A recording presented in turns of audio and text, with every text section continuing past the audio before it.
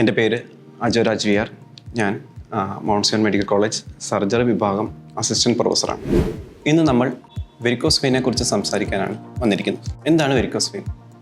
നമ്മുടെ ശരീരത്തിൻ്റെ പല ഭാഗങ്ങളിൽ നിന്നും രക്തം തിരിച്ച് ഹൃദയത്തിലേക്ക് എത്തുന്ന പാത്വേ മെയിനായിട്ട് നമ്മൾ എന്താ പറയും, വെയിൻസ് എന്ന് പറയും.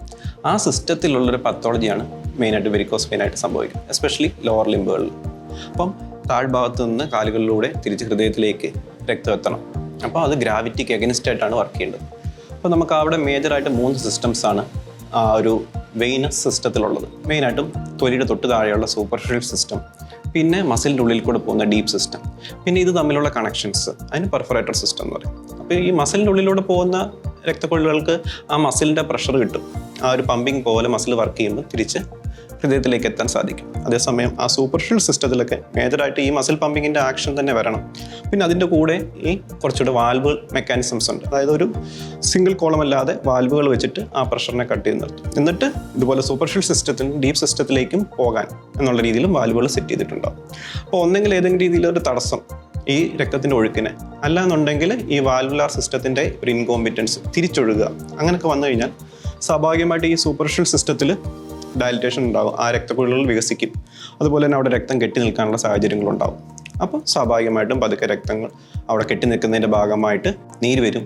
പിന്നെ തൊലിയിലുള്ള ചേഞ്ചസ് വരും. തൊലി കറുത്ത്, പിന്നെ ചൊറിഞ്ഞ്, തൊലി കട്ടി പിടിച്ച്, വ്രണം വരിക, വ്രണം ഉണങ്ങാതെ നിൽക്കുക, അല്ലെ ബ്ലീഡിങ് വരിക, അങ്ങനത്തെ സാഹചര്യങ്ങൾ വരും. മാത്രമല്ല ഈ നീര് വരുന്ന ഭാഗത്തുനിന്ന് പിന്നെ നീര് വലിഞ്ഞു പോകേണ്ട ചാനൽസ് ഉണ്ട്, ലിംഫാറ്റിക് സിസ്റ്റം എന്ന് പറയും. അപ്പോൾ ക്രോണിക്കായിട്ട് അങ്ങനെ നീര് നിന്ന് കഴിഞ്ഞാൽ ആ ലിംഫാറ്റിക് സിസ്റ്റത്തിലും ബുദ്ധിമുട്ടുകൾ വരാം. അങ്ങനെ ക്രോണിക് ലിംഫെഡിമ ഉണ്ടാകാനുള്ള സാഹചര്യം ഉണ്ടാകും. അപ്പോൾ ഇതിനെ പ്രതിരോധിക്കുക എന്നുള്ളതാണ് നമ്മുടെ മേജറായിട്ടുള്ള ഉദ്ദേശം. അതിനുവേണ്ടി നമ്മൾ ആദ്യം ഉദ്ദേശിക്കുന്നത് വെളിയിൽ നിന്ന് നമ്മളൊരു കംപ്രഷൻ ബാൻഡേജിങ് കൊടുക്കുക. അപ്പോൾ നീര് കെട്ടി നിൽക്കാനുള്ള സാഹചര്യങ്ങൾ കുറയ്ക്കുക.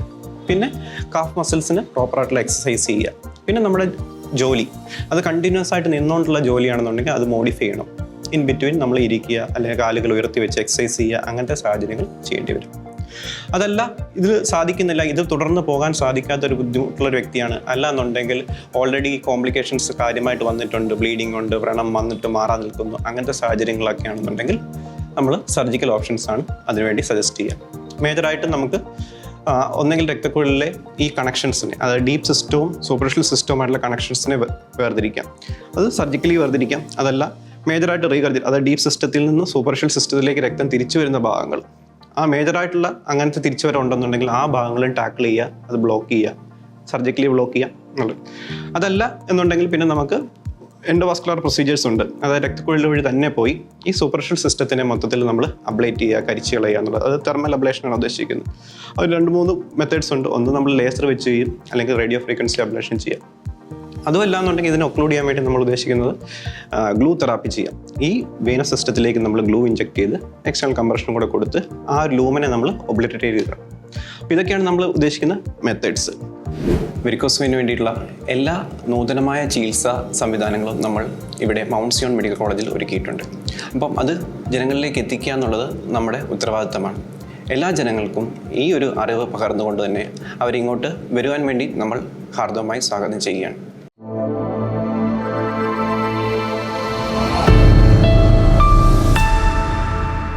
Mount Zion Medical College Hospital, Adur, Pathanamthitta.